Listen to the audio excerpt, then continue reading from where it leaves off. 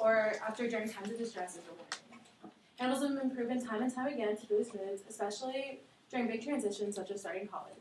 Colleges should advocate for separate dorms for those who want to bring domesticated animals to keep with them because it can help with the stress and anxiety that comes with college. Today I'm going to talk with you guys about my personal experience with using animals for support, how colleges have incorporated animals, and how we should bring it to Cal Poly. Now, to speak from experience, since middle school and high school, my schools have always brought therapy animals to school whenever something, a large event or a stress or finals or anything like that, they would bring dogs in the lawn for lunch, even during mini breaks like our access periods. We even got therapy llamas brought to our school my senior year. We brought them in, and they were walked around the lawn for lunch and went around.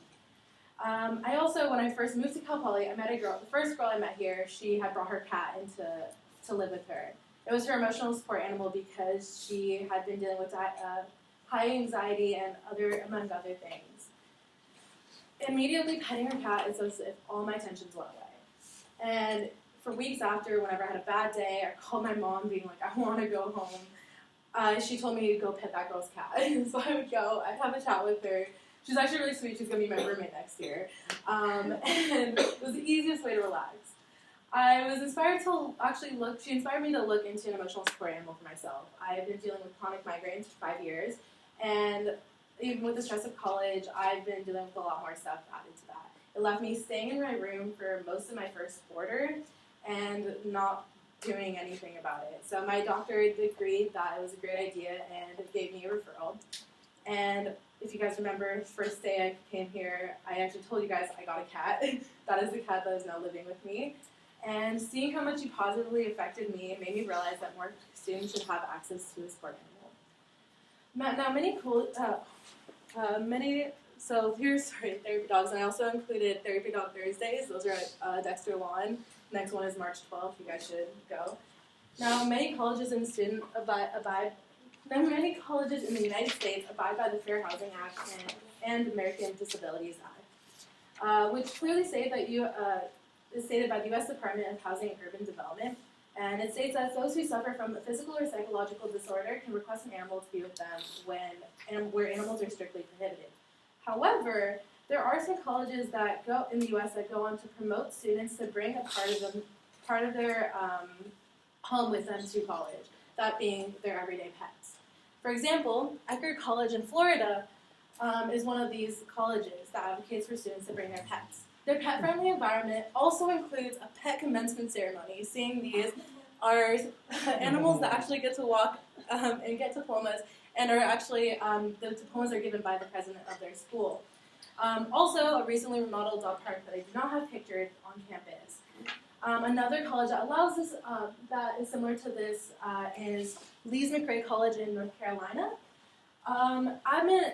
What's actually way more unique and interesting about this is admin at Lees-McRae encourages that both students and faculty bring their pets to class. This is something so unique about them that made them feature on People's magazines. Now, obviously, there are some restrictions, guidelines. Pets have to have a calm demeanor, no barking, biting, and so on. You can't bring your 200-pound St. Bernard to class, but it's comforting that students are given the opportunity to do so.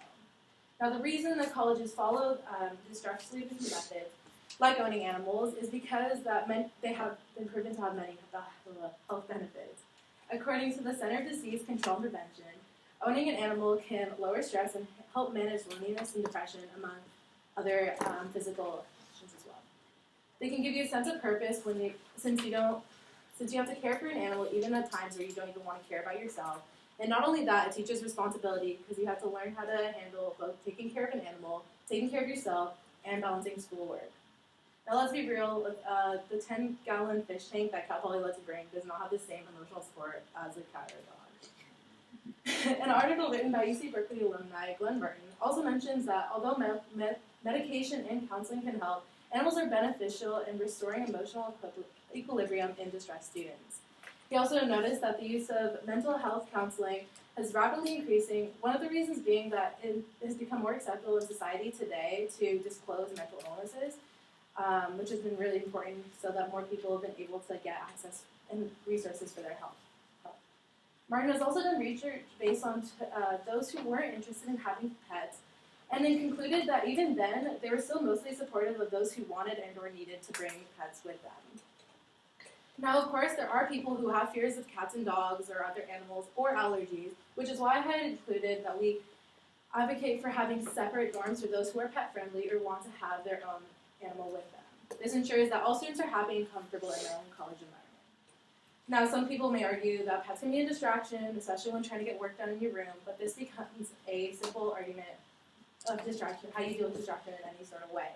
It's the same as if a friend wanted to hang out with you, or you wanted to just sit and do in bed and just watch Netflix all day. You make the active choice to move into an environment where you don't have distractions, and if you're old enough to live on your own, you're old enough to make the right decisions for you. Now you may ask what you may be able to do to promote this change. The residential student experience part of the housing is in charge of students' day-to-day lives in the dorm, and are also in charge of different programs for the students' well-being. Julia Duke is one of the senior directors of this branch and can make change for us. If there are enough students requesting change, that it could be considered at Cal Poly to be the first among the Cal States schools to allow animals in housing. Now her email is posted on the University of Housing, the staff directory. Her email is jduke@calpoly.edu, and so her number is also available. In conclusion, animals have been proven to positively benefit the mental and physical health of students. Going through the change of college can be stressful, and so students should be able to have the option to bring a companion to ease these challenges. I've seen the benefits of animals firsthand and encourage you guys to try it out for yourself.